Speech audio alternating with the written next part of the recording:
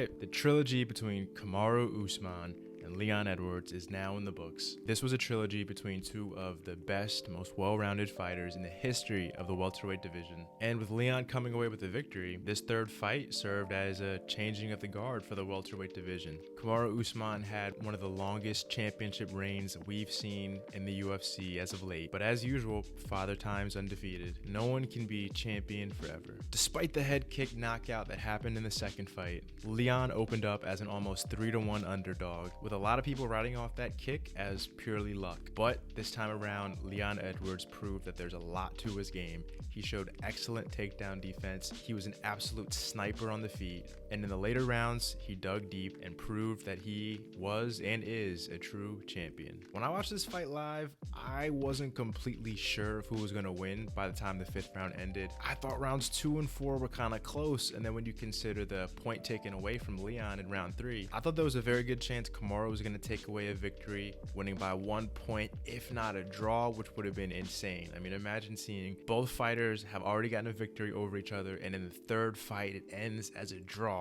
That would have been an absolute spectacle, but Leon pulled it out. Upon rewatching this fight, I definitely do think Leon Edwards is the rightful champion and that he did win this fight. I don't necessarily think Kamaru looked bad in this fight. I think he looked a lot like he always does, but I think that it's the classic case of when you're the champion for this long, the whole division is watching you. There's so much tape on you, and everybody is preparing for your specific fight style that it's a matter of time before somebody gets the better of you. I was a little worried that he might come out being super hesitant after coming off a brutal knockout like what happened in that last fight, but no, he was still the same guy, pressuring, very aggressive, and even in a loss, he fought a great fight. It's tough, man. After back-to-back losses, I really don't know what's next for Kamaru. During his reign as the champion, he basically cleaned out the top of the welterweight division, and I think a lot of rematches that might be there for him with guys like Gilbert Burns is going to be a lot less interesting now that we've already seen Kamaru beat him before, and the stakes were so much higher since that first fight was a title fight.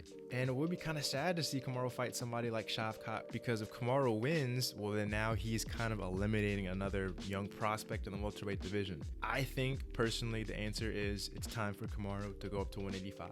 He's already flirted with the idea before, and if Alex Pereira is able to beat Israel Adesanya again, then I think that opens the door for a whole bunch of new contenders to come up the ranks and finally get their title shots. And if Kamaru can rack off a couple of victories, especially being a wrestling dominant fighter, I think that that would be a very interesting fight and an amazing storyline. And what's next for Leon? So I'm gonna have to get into this in another video, but after the fight, Dana White said that Colby was next, which makes absolutely no sense. I think everyone's going to be keeping a close eye on Jorge Masvidal versus Gilbert Burns. If Jorge wins that fight, I think that him versus Leon is going to be a great fight. Both guys that like to keep the fight on the feet, so it's going to be really exciting for fans. There's a built-in storyline with the whole three-piece in a soda, and Leon's the champ now, and he gets to call the shots, and that's the fight that he wants. Of course, I have to mention the co-main event. This was the best fight in the entire card. Justin Gaethje versus Rafael Fiziev. Two guys that like to keep the fight on the feet. Fiziev showing his insane speed and accuracy. One of the best strikers in the lightweight division right now. But of course, Justin Gaethje with his power, aggression,